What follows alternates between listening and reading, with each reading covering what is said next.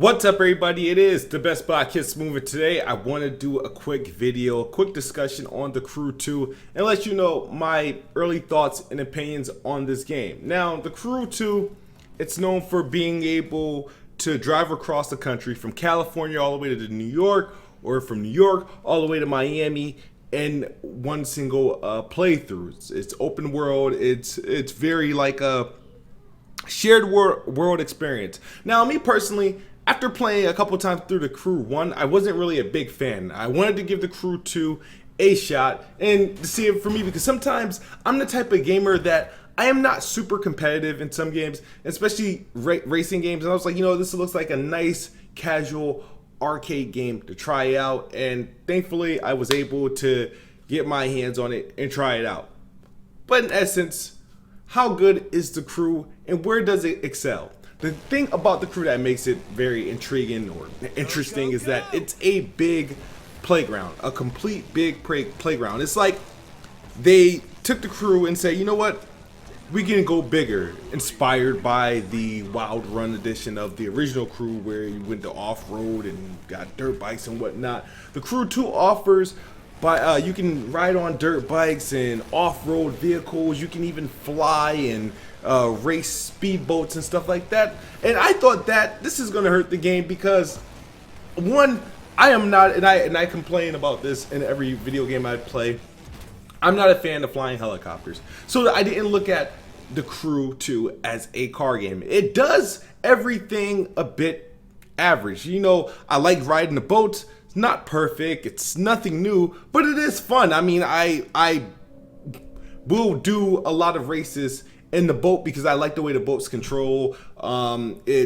It wasn't too bad. It did not feel super tacked on. The planes, I was like, you know what? They're going to struggle with this. They're not going to master this. And surprisingly, the control scheme for flying a plane isn't really too bad. Now, it's my least favorite. It's not something that I would look to do. I like how the game switches everything up, put you to allow you to, of a push of a button, switch from car to plane to boat. You can do it in real time. Now, there's some races that support you to do that during a race, but most races don't. You kind of have to just do it while you're free roaming. And The Crew 2, you look at The Crew 2's open world, share world, but it's weird. It's like probably the most loneliest open world game I've played since, say, Sea of Thieves. The thing about The Crew 2 is that it's open world, shared world, MMO style. However, you're by yourself. The game features no competitive multiplayer, no head-to-head. You can only do co-op, and the game is only playable online, meaning if you do not have an internet connection, this game will not work. And matter of fact, if anything like if the game can go down for services, there's been a couple of times I couldn't play this game because it's online only, which took me back a bit because I feel like I played half the time when I'm not playing with my buddy Addict, I'm playing by myself, like just doing the campaign, which the campaign is not really not something I'm really interested in doing. I like the activities. The game is full of activities, full of trials. You can go do picture bonuses, beat your best friend's time, a ton of things across the globe. So if you're somebody that's not really looking, you want something to pick up and play that's pretty like user-friendly, easy, good soundtrack, just want to just chill and play, The Crew 2 is a good game, right? Great game. Now, it's nothing compared to like a Forza Horizon, and to me, sometimes it's barely beating out Need for Speed. The thing about The Crew 2 that's weird, the fact that it launches with no online multiplayer. Sure, it's coming soon, like later this year soon.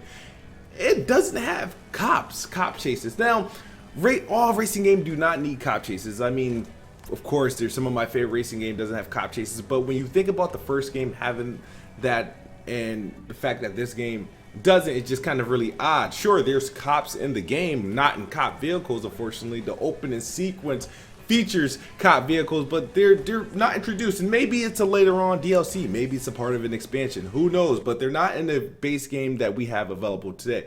The Crew 2 also supports in-game currency, Well, no, not in-game currency. You could buy it with real money, buy cars. The thing is, you can literally buy the fastest car and get through to the game. I've been, trying to be a gentleman and doing it myself and earning my way through. It's a lot to do in this game, and you have to work to unlock things, by doing the races, by doing all the activities.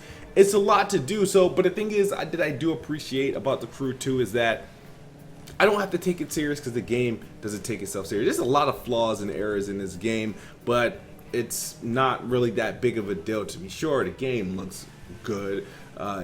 Graphically, it's not the best game I played graphically for racers, but it does look decent. I like the way they work out the rain, and when water is sitting on the ground, I like, my favorite scenery is Los Angeles and Miami. I just like the way they work out the games. However, there's some funky things going on with the snow because it snows in this game in places that it really shouldn't, like Florida, which is weird. And New York and New Jersey is kind of messed up as far as location. At least I thought it was in one of my live streams. I was like, yeah, that's definitely supposed to be Jersey City right there. But me, that's nitpicking. Question you guys want to know is the game any good? Sure, it's good. I would recommend it. However, I'd recommend the Crew 2 if it was on sale for like $29.99 easily. It's a game to pick up by. These $60 versions, these $70, $80 versions, no.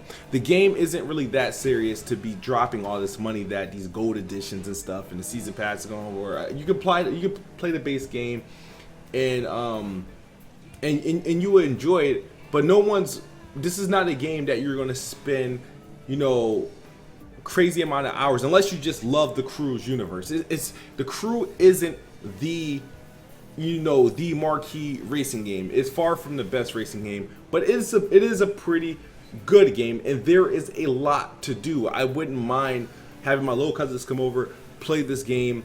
I like the co-op experience. It's pretty fun. I play with Addict. What I don't like is the lack of head-to-head multiplayer. The game doesn't feel competitive, and for a casual like me, I mean, that's not really a problem, but depending on what you like to play races for, if you're a die-hard racing fan, you like racing games, you're into the technicals of them and how cars work and how to upgrade your shit, then this game really isn't probably going to be for you. This is one of those games you pick up and play and you just kill time, grab a drink, some chips, and you just race and just point shit out and laugh. This game does have a loot system where after every race you gain loot that helps improve your car. You can add different add-ons to your vehicle to make your car perform better, which I appreciate. Otherwise, I mean, it's decent. I mean, I don't want to consider this a full-blown review because I'm still playing this game, but if I had to give you my honest opinion on the Crew 2, I think it's okay. It's average. I would recommend it if it was on sale, if it had a price cut. $29.99, it's a good pickup. $59.99, you're gonna be disappointed of the quality of the game. You might enjoy it for like the first hour, and then after that, you're probably gonna be like, I wish I could have that $60 back. But if you can get this on a bargain, awesome. I recommend it easily. And that's really my thoughts on the Crew 2. Let me know your thoughts on the Crew 2 if you've played it. You can let me know in the comment section below. All right, it's Kid Smooth. My opinion, the Crew 2. I'll talk to you guys later. Peace.